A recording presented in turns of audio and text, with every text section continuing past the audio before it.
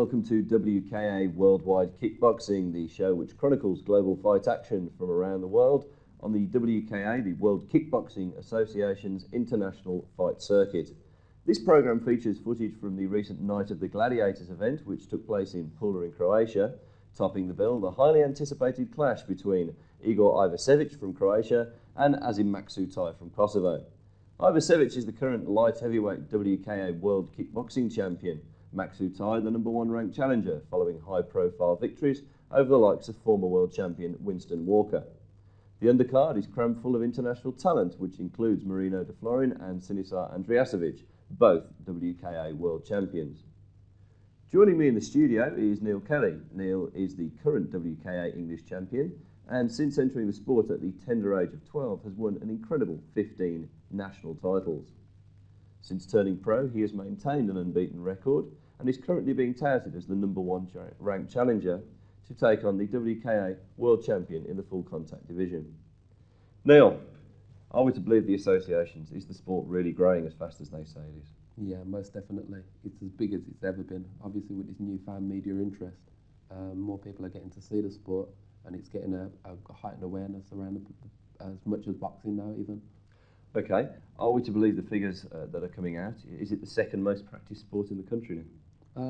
Yeah, I would say so. I mean, martial arts as a whole, it's a big thing now. I mean, I'm an active instructor myself, and the numbers walking through the door from the likes of martial arts films and again, kickboxing on TV, it's definitely becoming more popular. It's definitely as big as ever.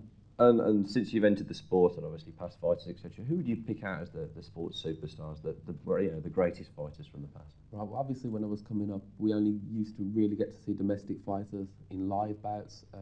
Domestic fighters such as Howard Brown, Cash Gill, Arthur O'Loughlin, Ronnie Green. Now obviously with the TV coverage, we get to see fighters from around the globe. The likes of Peter Sugarfoot Cunningham, Benny the Jet, Peter Ertz, all the K1 fighters as well, yeah.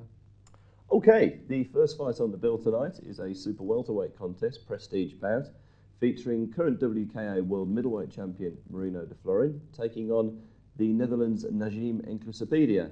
We join the action at the start of round one. Your ringside commentators are Tom Ross and Howard Brown.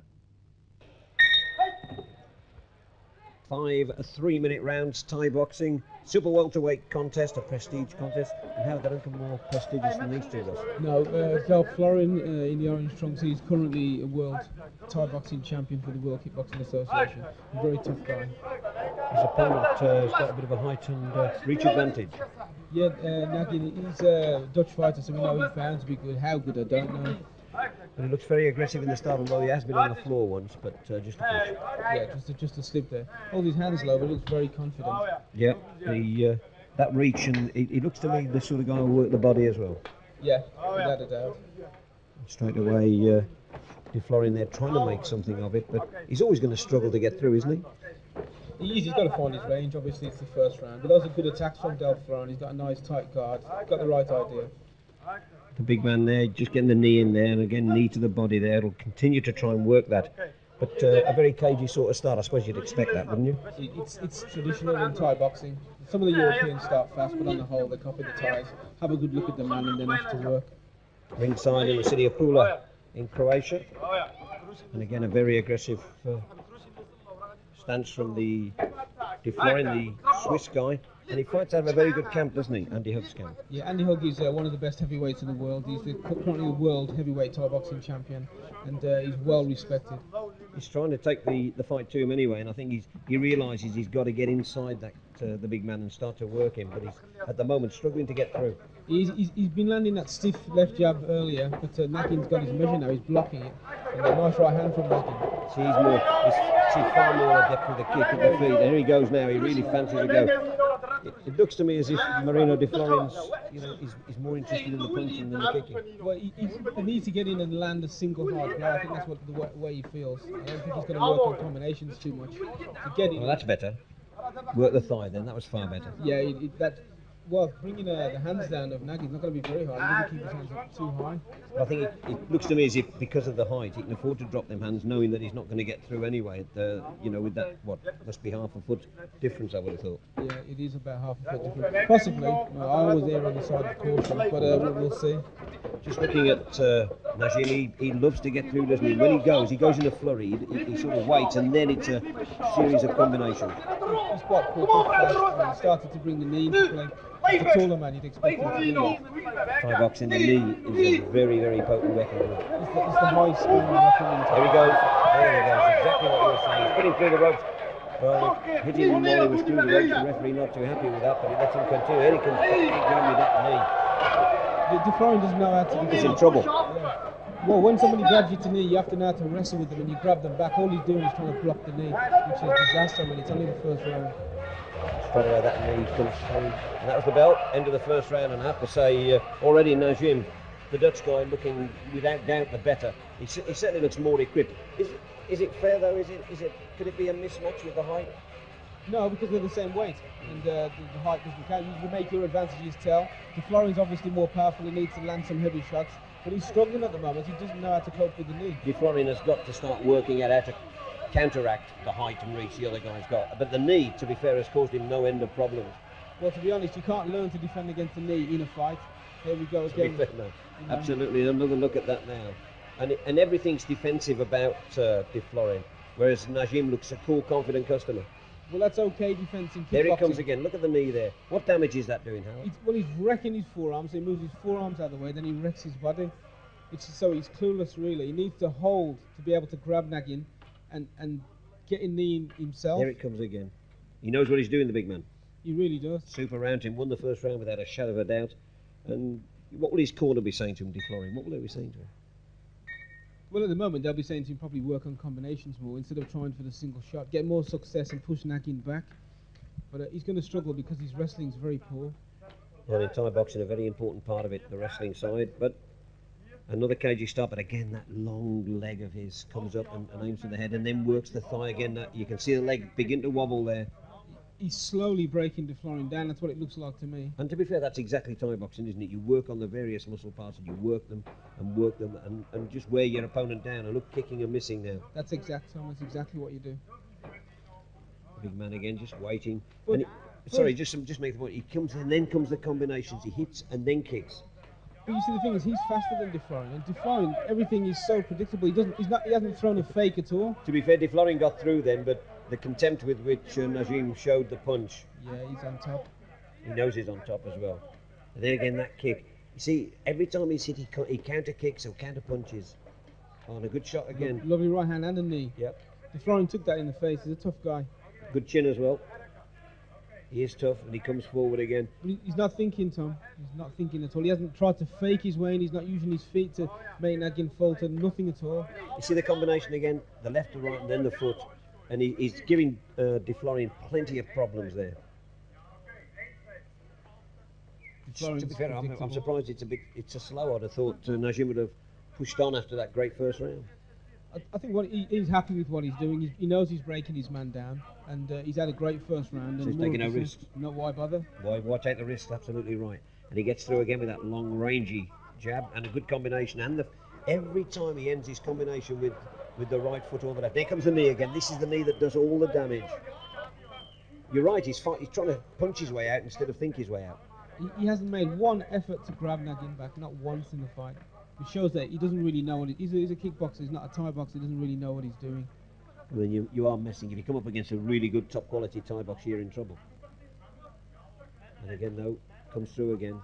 And look at the leg. There it is. You're always waiting for that right foot to come round. And every time it hits you, it does a little bit more damage. DeFlorian's got all the weapons. I mean, he's throwing some great combinations. He's just not having any success, and he's not changing his strategy. He's doing the same thing that he was doing in the last round. And there's that body kick again. You can't continue to take this sort of punishment. No way. DeFlorian taking plenty of kicks in there. That's a good inside kick. But even there, I thought we saw Najim's great defence for the kick as well, turned inside. He just blocked that last one there. Loves the use of the knees. There he goes again. There he goes, trying desperately to weaken his man from all points. And once the legs begin to wobble, you really are struggling then. So, Marino de Florin on the wrong end of all the action in the opening 2 rounds, stranded along the ropes and undeniably losing both periods on the judges' scorecards. Neil, where's de Florin going wrong? Well, obviously the Dutchman's got the height and the reach advantage, and at this stage, after the first 2 rounds, it looks like he's got a skill factor as well. So I think what the smaller opponent's got to do is get on the inside, break him up from the inside, rather than fighting a long-range fight.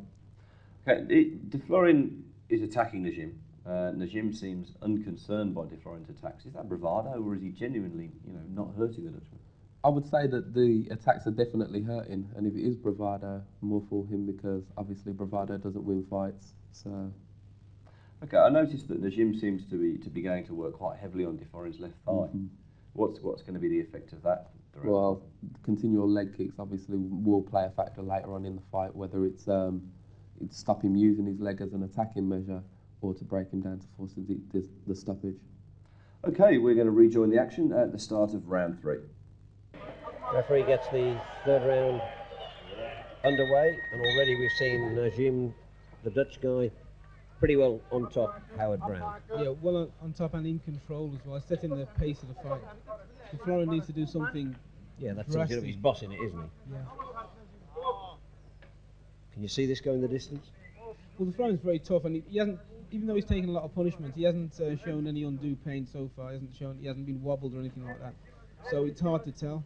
On the scorecards, he's well behind. Well behind. But of course, one shot can change the course of any contest, so we'll see. But he's already looking for that one shot, but here comes the big man again from Holland, putting pressure on with that knee. And when he gets you in there, he works you. He does, and he's systematic. I haven't seen him really up the pace. Even when he throws more combinations, he's quite cool about what he's doing. Defensively, he's pretty aware as well, though, isn't he? Yeah, he's good. He keeps his hands a little low for me, but when the attacks come in, he picks them up and tucks his chin down. Again, a little bit better this time, though, from de Florin. At least we're seeing some use of the legs. But he's doing all the same standard Look at the leg. combinations. Look at the kick. Is that left leg struggling, or is it my imagination? Yeah, it is. He's taking a lot of damage there.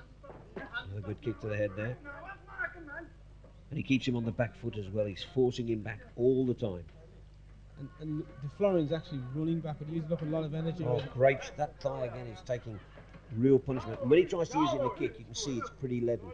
It is leaden because the muscles will be dying now. Oh, great kick as well. And then he comes again for the use of the knees.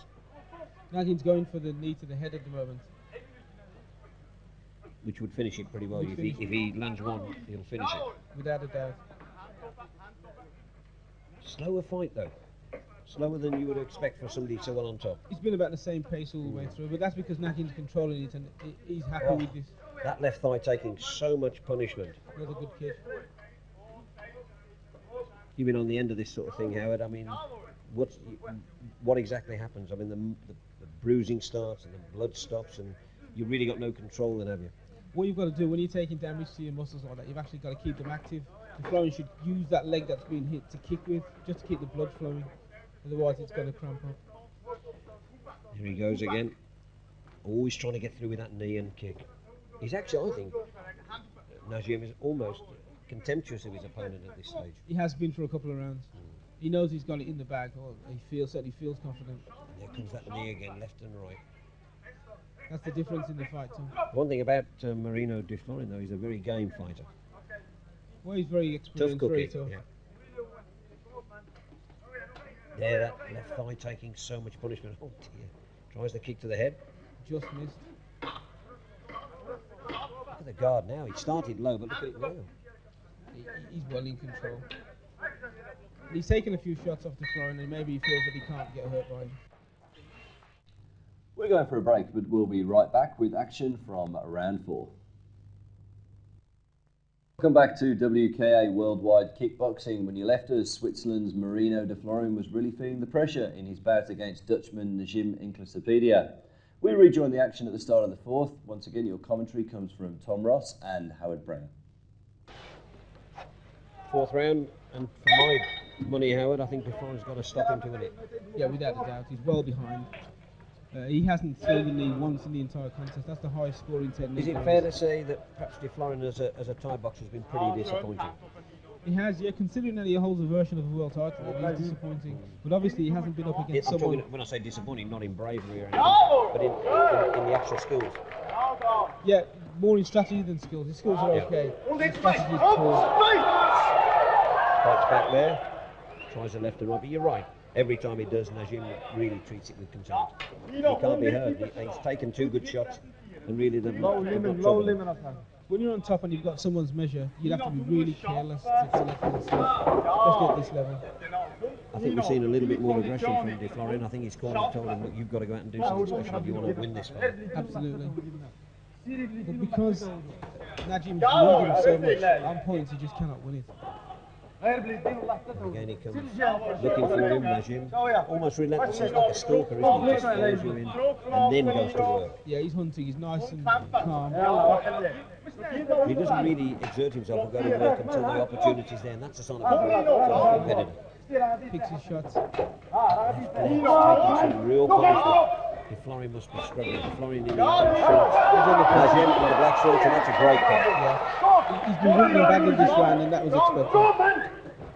The left leg taking tremendous punishment. Back he comes with the right, and again the left leg. He's in trouble. He won't let him off with that now.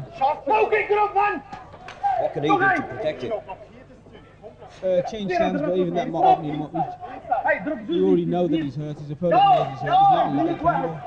While he's all this is going, he's trying to focusing on winning the fight. At the moment, he better try and get to the ball. He's in trouble. Oh, good kick. Just a little word from the referee, he says. Holding the rope and keep Holding the rope. Good uppercut. Oh, it's all bad. That's bad. It's over. Let's try again. Just 1 kick too many. 1 2 minutes. It's over. He doesn't stand any chance. Oh, look at the legs gone. He can't stand. He gets up, game fighter, gets up. Look at the leg. He's in real trouble. He takes one more on that, it's over. He's just delaying it every time. He's brave enough. A lot of pride at this level, Tom. I think Najim wants to finish him with something other than a leg kick. I've been impressed with Najim though. Very good fighter. Oh, again, that leg takes tremendous problems. Has he said it? Is that it? I think the referee said that's it. He's taking the count.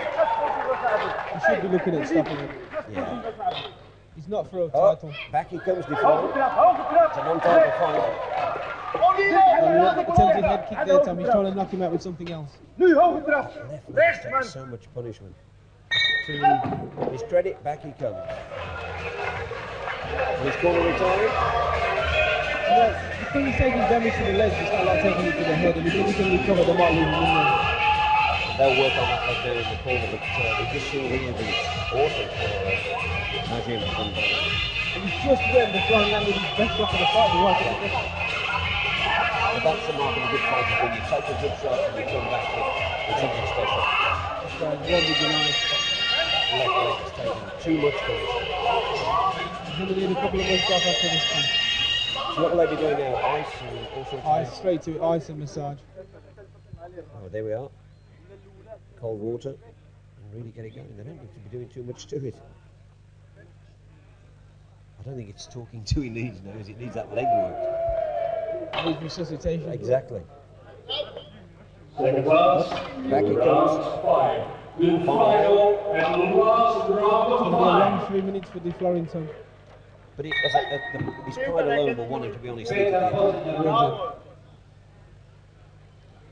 Back he comes with that kick again. He's been awesome. As Najim from Holland against the Swiss guy Marino De Florin. He really has taken plenty of punishment. To his credit, he's still on his feet. And he comes back again, trying to punch his way into a shock win. Because it wouldn't be a shock win. He can't take much more. Great kick again. What a wonderful kick to the face.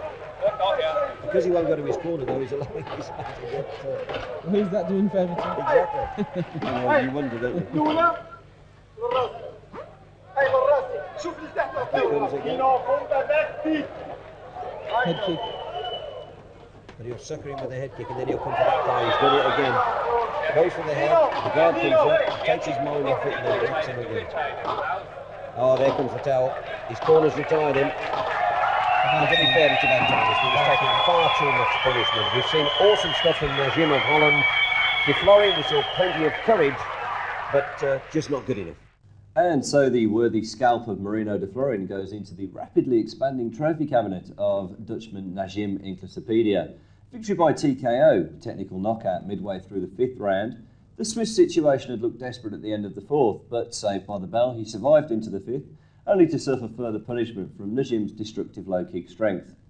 Neil, de Florin, loads of courage, but the outcome was never really in doubt. No, he controlled the fight from the first round with his long reach and that destructive right leg. Yeah, I think that played a big factor in the fight.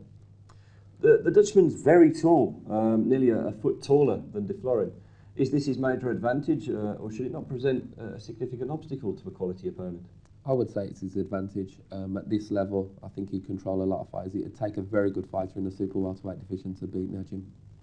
Now, you mentioned the low kick. He inflicted the low kick on de Florin's thigh from the first round. Was the Swiss defence sloppy, or Najim's attack simply too strong? No, I wouldn't say it was sloppy. He jumped on him from the first round, punished the leg from round 1 to round 5, and I think the major factor in the fight was the gulf in class between the two. As a fighter who's been in similar situations, how would you have combated Najim's height and reach advantage? To beat a fighter like Najim, you've got to jump on him early, basically give him no room to work. I think when de Florin realised this, he'd already had the punishment to his right leg, and he never had the tools really to complete the job from that point on. Okay, the next fight on the bill from Pula is a super heavyweight clash between England's Chris Ballard and Japan's Harimi Yamada. We join the action at the start of round 1. Once again, your ringside commentary team, Tom Ross and Howard Brown. Referee starting this, Chris Ballard, we know quite well, Howard. Yes. Big tough guy as well. The current WKA national champion against Hiromi Yamada from Japan, who really mostly better known for his boxing exploits, regular boxing. It's a good start for Chris, nice and fiery, Tom. Yeah, nice and pacey sort of start. He's had a few... He fancies it, doesn't he, Chris Ballard? He fancies this. It might be wise to pay some respect though before starting like this at international level. Well, and anybody from Japan in these sort of martial arts really got to be wary of.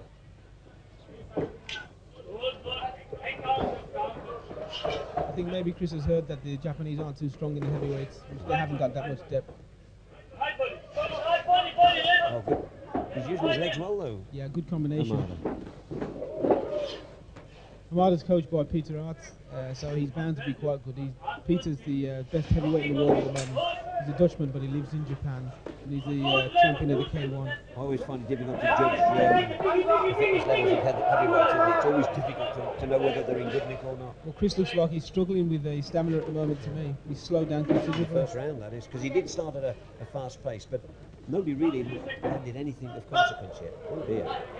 Just threw a punch out. I don't know if he's dislocated his shoulders or what. He's hurt himself, that's for sure. Looks like it's his elbow, his wrist. He's going to carry on.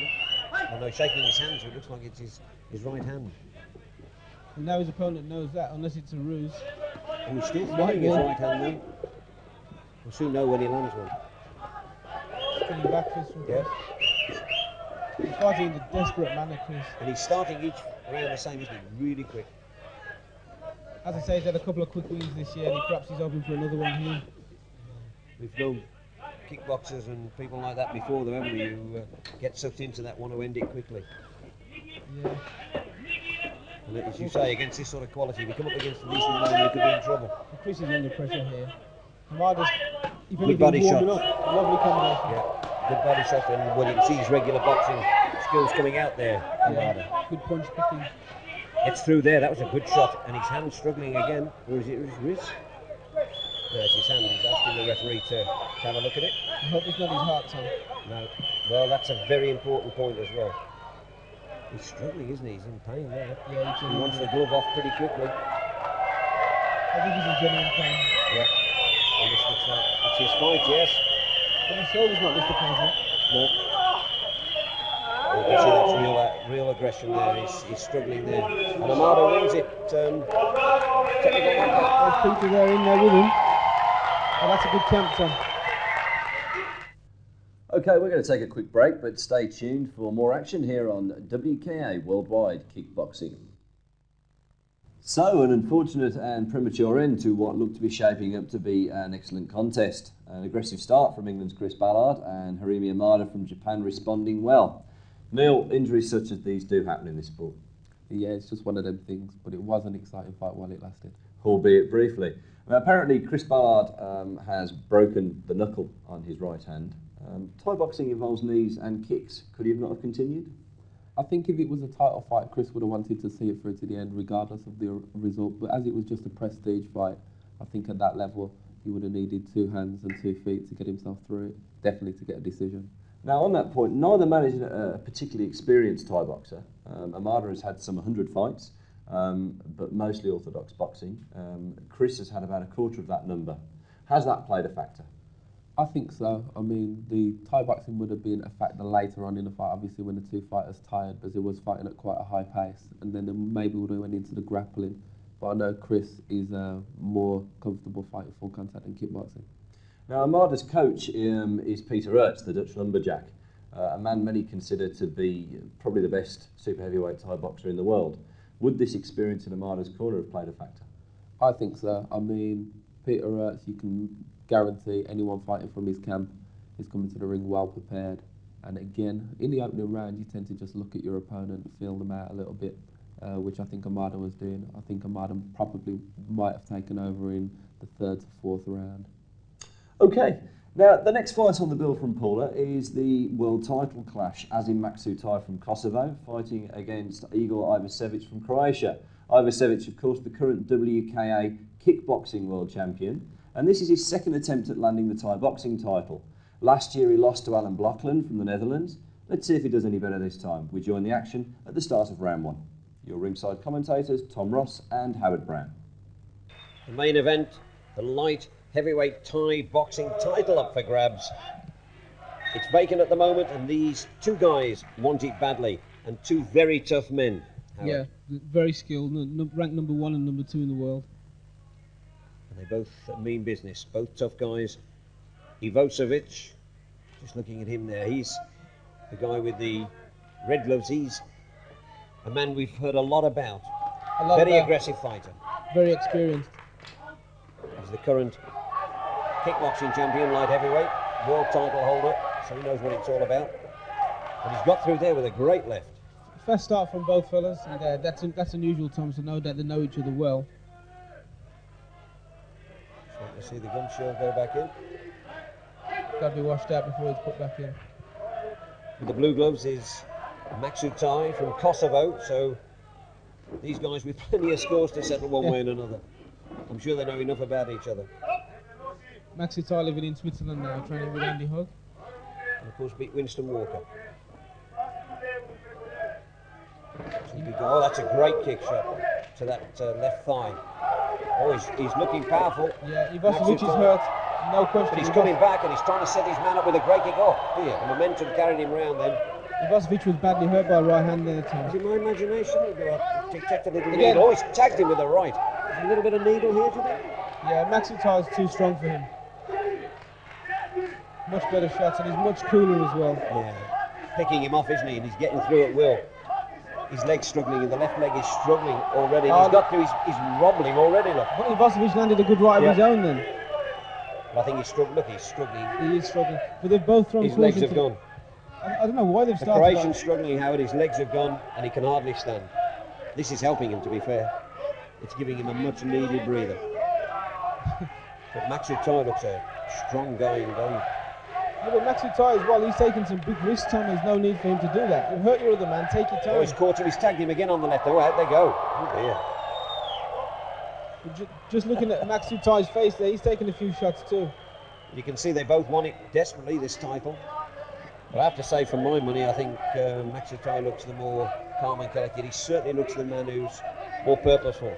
I think, do you not think Ivasevic has been hurt just too many times already? No, he's got through again there with the left. The last person to hurt the other one was Ivasevic landing on Maksutai, the right hand. And he's got through again. Those ropes are terrible. Yeah, they are. Look at them. They're not tight enough at all. Back he comes. See, it's calmed down because Max Utai got hurt as well. Oh, it's a good kick from Ivašević. There you Super go. kick. Oh, he's tagged him Oh. again. Oh, what a good That's shot. what I've been saying. Great shot. They're both so poor defensively, Tom. That's a great shot. And in terms of, if you've been tagged a few times, there's nothing better than giving the other guy a good shot to get your own adrenaline right. pumping. Yeah, but if he presents the opportunity, this guy had the fight won. And then for some reason, he goes wading in. Took the risks. Oh, so stupid. And to be fair, if you take risks at this level, you're going to get punished. Absolutely. All he had to do was pick his shots and stay calm. That's all he had to do. On they come. Good stuff again. Holding now, a lot of holding going on. They're They're big both hitters both, aren't they? Big hitters, Howard. It's one, they are big hitters and they're both wary now. They felt the sting of each other's blows. Oh dear, he's struggling. These You're roads absolutely right, he started so well. So, an explosive start to the first round, as in Max Utai gets first blood, gets floored halfway through the round, and then ends the round pretty much on top. Ivašević also suffering several severe blows. Neil, first round, definitely not short of aggression. Yeah, definitely. I mean, it doesn't seem like there's any love lost between the two, and they're going toe for toe, kill or be killed kind of attitude. Yeah. Okay, now, what is going on with this ring? The ropes appear to be a little slack. A little slacker. I'd go so far to say that they're dangerous. If one of the fighters comes out and sustains an injury, that's a world title fight out the window. So I think they definitely need to be tightened up before the start of round 2. Also, another fact is it's breaking up the action as well, and they're not being able to get into the fight really. Okay, now, both men have been floored, got up off the canvas and come back for more. Now, is this attributed to dedicated training, or is it just a natural ability that sets them apart, that makes them really world class? I think it's a bit of both, but even if you can take a punch, you don't really want to test your chin too much. Obviously, continued punches on the chin weakens the chin, weakens your defence system. So, I mean, I don't think it's a very wise strategy for either fighter to take if they want to take longevity as a champion. And so there you have it, intelligent comments from Neil Kelly. Both fighters definitely need to start paying credence to their defensive abilities. Obviously, Ivašević last time lost to Blockman by KO. We join the action at the start of round 2. Well, we enjoyed the first one. This is one we don't think will go the distance, Howard. Oh, it's just a shootout, Tom. It's toe to toe, it's a scrap, it's war, and they both mean business. There's no fear in that process, there's no thought, we're just all guns blazing. And better use of the legs there, and they get it. Oh dear, them ropes are dreadful. They really are. Somebody's risking a broken back here. Yeah. Surprised it was allowed to continue, to be perfectly honest. Well, the ropes don't conform to the standard set, that's for sure. I'm sure the corner's told them both, watch your chin. Well, how about using the jab and the front kick and creating your openings? Yeah, exactly. We've seen already that in other fights tonight. Oh, he's tagged him again there on bar. This nonsense with the ropes is really spoiling it for everybody, isn't it? There'll be no knees in this fight, Tom. They just can't, because every time they get to the ropes to They're knee, going through it. That's right. So it becomes more of a kickboxing Yeah. fight than a Thai fight. And to many boxers, getting him on the ropes and working him is a very important tactic. That's right, that's your plus, that's what you need to do. A good kick as well, and to the body. Oh, he's tagged him with a left. He's got a Ivašević good chin, Ivašević. he's slowing down though now. One of these is going to get knocked out because they're throwing lefts and rights. I do feel these guys know each other. Without a doubt, there's some kind of malice. Yeah. Big right Oh, hand. great shot. Big right hand. Perhaps the biggest yet. Ivašević, but I think he's just told his corner I'm okay. Standing count.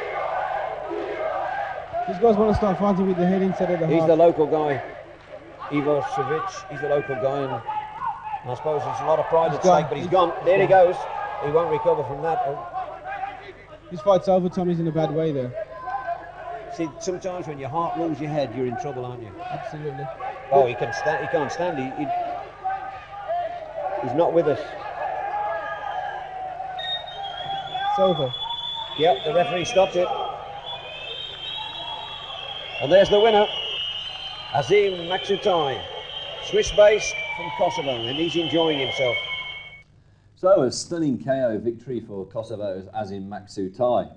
Ivasevic knocked out in the middle of the second round. Neil, an all-out attacking strategy like these two employed, it was really a case of who and when. Most definitely. It was never going to be a long one. They went at it from the first round, and it was a case of who had the best punch, who had the best chin. Okay, Maksutai, he's put away Winston Walker, former world champion. Now he's beaten Igor Ivasevic, current WKA World Kickboxing champion. Is there anyone out there in Britain who can realistically challenge for his title? Well, with the kind of punch he's got, it's going to be a real tough task for anybody. I mean, the only person that springs to mind in Britain that might be able to contend with him at that kind of class would be Trevor Ambrose, if he could make the step up to light heavyweight. But again, the gulf in weight there as well might be a factor in the fight too. Trevor's very elusive, and he's got a good punch himself. Okay, Ivasevic, 2 attempts at winning the WKA Thai boxing title to add to his kickboxing belt, 2 failures. Should he really quit and concentrate on the title he's got? Well, 2 ways of looking at it. Maybe third time lucky, or the other way around. Stick to what you're good at, stick to your own discipline, yeah. Now, there's no doubting Ivasevic's power. He's a proven knockout merchant. What are his weaknesses? Well, obviously his main weakness is his defence. He's mainly an attacking fighter, and up to this point he's got away with it because he's stopped everyone he's fought. At a higher class, someone that can draw him out a little bit into a deeper fight, I think he'll have to tighten up on his defences. And so a stunning victory for Kosovo's Azim Maksutai, the new WKA World Light Heavyweight Thai Boxing Champion. We're going to go for a break, but we'll be back afterwards with action from the Sinister Andrijasevic versus Jockey Oberholzer fight.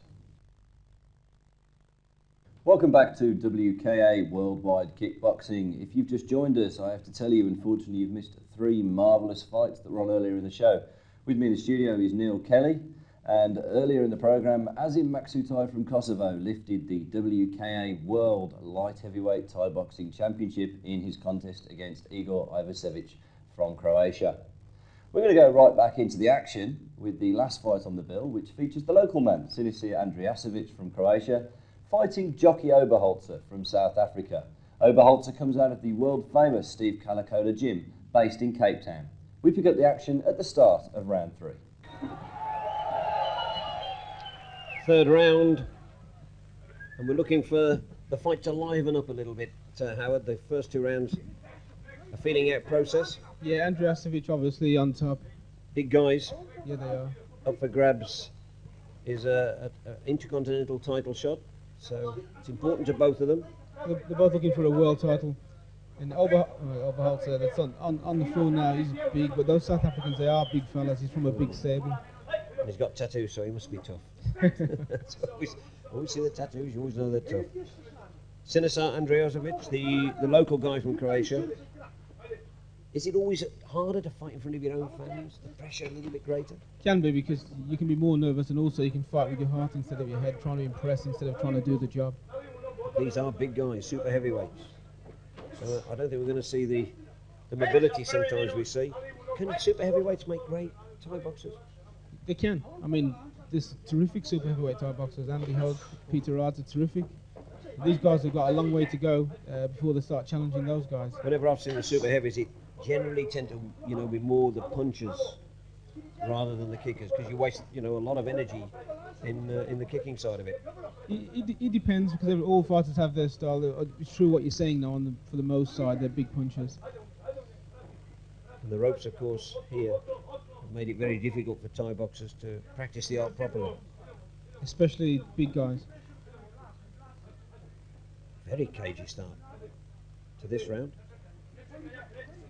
Yeah, they're starting to feel the pace. But you can actually look at them. They're looking for the punch, aren't they? Yeah, without a doubt. They're looking for the big punch. And the South African, Oberholzer. Andrijasevic is nice and light on his feet. That's a nice shot. I don't think it landed fully. No. Just having a little word. Good sportsmanship, as you always see any form of kickboxing. Trying to work the body. But in terms of size and stature, there's no advantage for either, is there? No, they're about the same size. And to be fair, at this weight, anybody that lands is going to hurt the other. Just like to see the knees and legs used a little bit more, though.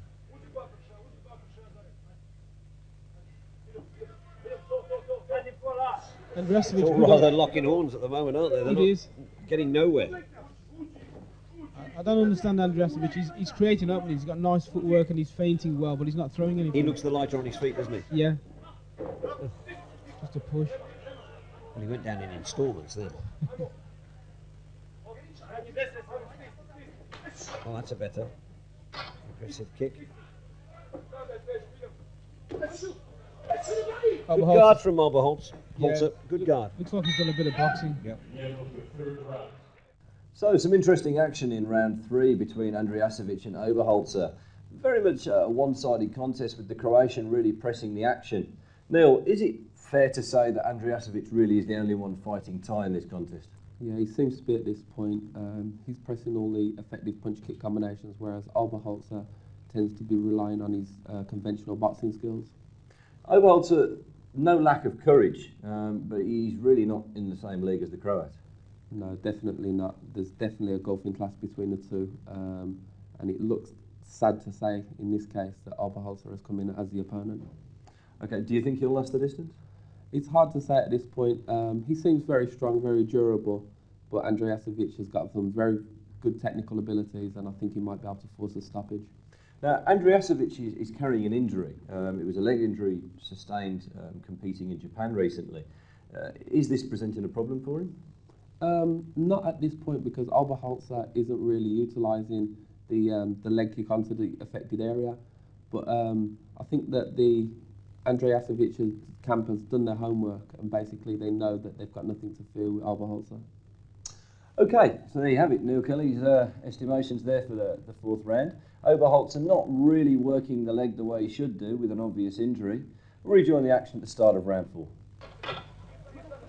We're looking to see a little bit more from the skills of kickboxing, wouldn't you? The Thai skills, the use of the knee and the leg, as we were talking about in the last round, Howard. They really have got to start using, both of them looking for the punch.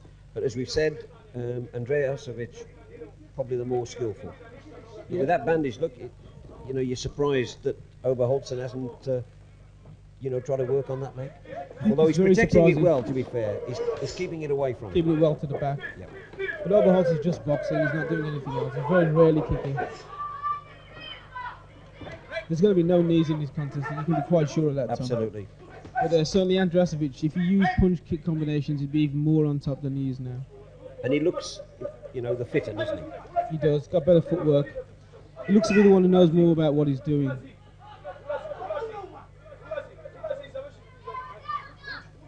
It's a very slow pace. When it is slow, and when you watch Thai boxing, it's such a wonderful art that you want to see the skills used, don't you? And if you end up sometimes getting just a poor man's regular boxing show. That's right. Second-rate boxing. Good shots then by Andrijasevic, but he's not following up. He's content just to try and nick it on points. I think he's got a little bit of respect for Oberholzer's power.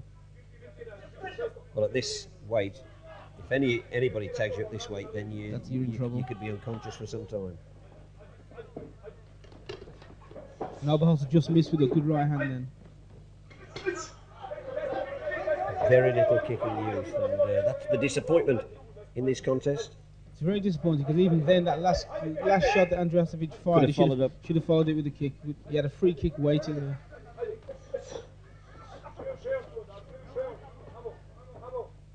Again, they come forward. It's all very cagey, very slow, and very laborious. And even when they do kick, it's half-hearted, isn't it? Half-hearted. Without any real conviction. It's not a good advert for world class. But Andreas looks as if he just stays on his feet, he'll win the fight. Andrijasevic. A little bit more heat there, Tom. That's better. That's better. Listen to his corner. Just about everybody hears his corner. Unfortunately, we don't know what he's telling you. More than likely, they'll be telling him to go to work. He's getting the better of the exchanges, and that's to what be he fair, should that's do. what you'd be telling you, wouldn't you? If you want to win the fight, you've got to go out there. Exactly. And fight the fight. Exactly. He should be looking to stop Oberholzer, really. If he kicked a lot more, and he would be less dangerous for him if he was using his legs. Two good shots there, though. Good right hand.